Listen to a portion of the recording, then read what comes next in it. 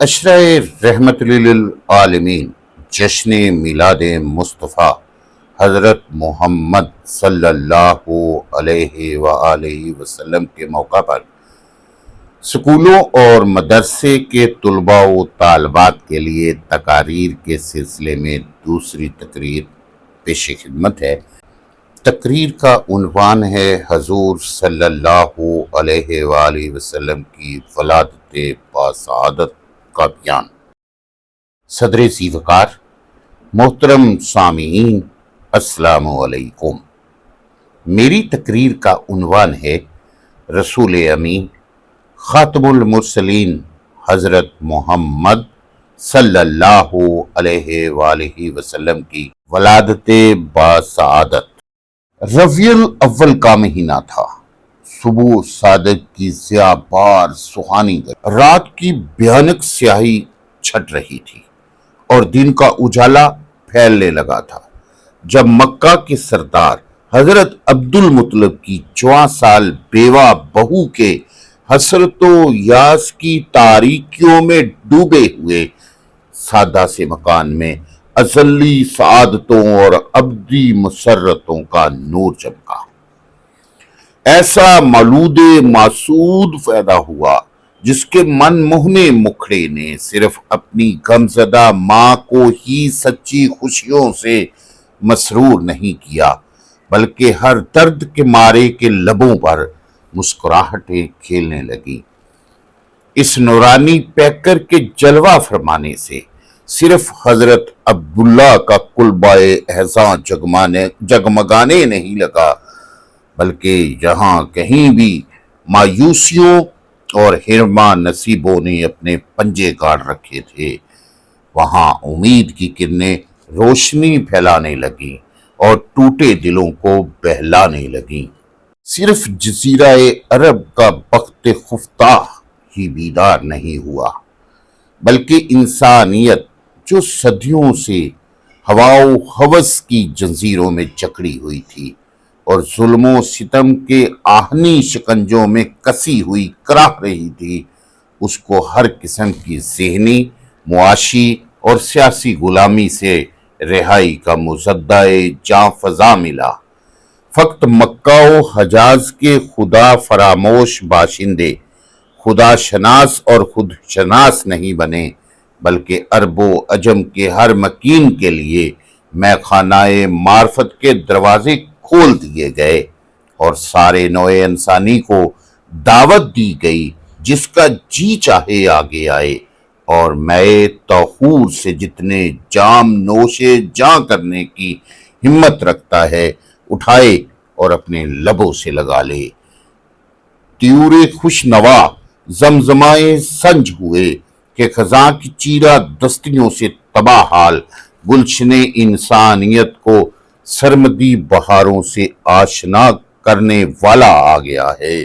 سر با گرے باں گونچے خوشی سے پھولے نہیں سما رہے تھے کہ انہیں جگانے والا آیا اور جگا کر انہیں شگفتہ پھول بنانے والا آیا۔ افسردہ کلیاں مسکرانے لگی تھیں کہ ان کے دامن کو رنگ و نکہت سے فردوس بداماں کرنے والا آیا۔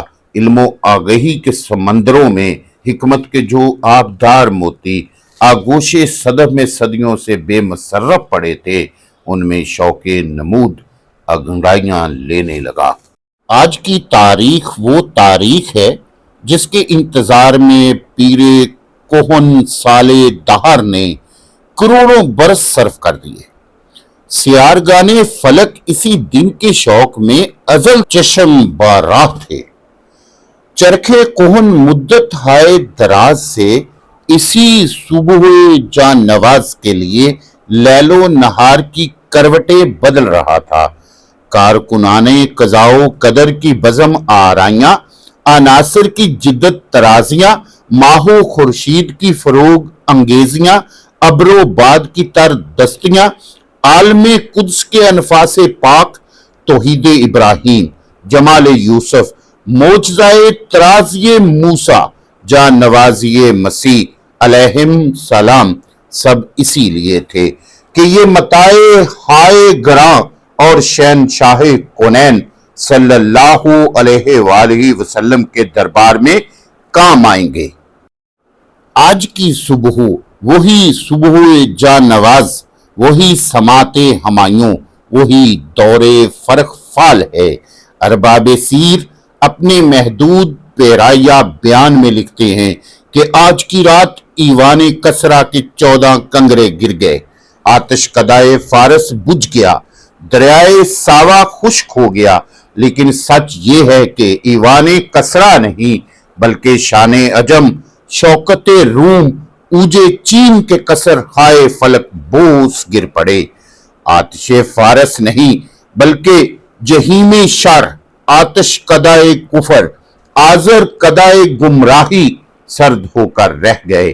صنم خانوں میں خاک اڑنے لگی، بت کدے خاک میں مل گئے، شیرازہ مجوسیت بکھر گیا، نصرانیت کے اوراق خزاں دیدہ ایک ایک کر کے جھڑ گئے، توحید کا گلگلہ اٹھا، چمنستان سعادت میں بہار آ گئی، آفتاب ہدایت کی شعائیں ہر طرف پھیل گئیں، اخلاق انسانی کا آئینہ پرتوئے قدس سے چمک اٹھا، یعنی یتیم عبداللہ، جگر گوشہ آمنہ، شاہ حرم، حکمران عرب، فرما روائے عالم، شہنشاہ کونین صلی اللہ علیہ وآلہ وسلم عالم قدس سے عالم امکان میں تشریف فرمائے عزت و اجلال ہوئے۔ بقول سید نفیس الحسینی، دست قدرت نے ایسا بنایا تجھے، دست قدرت نے ایسا بنایا تجھے، جملہ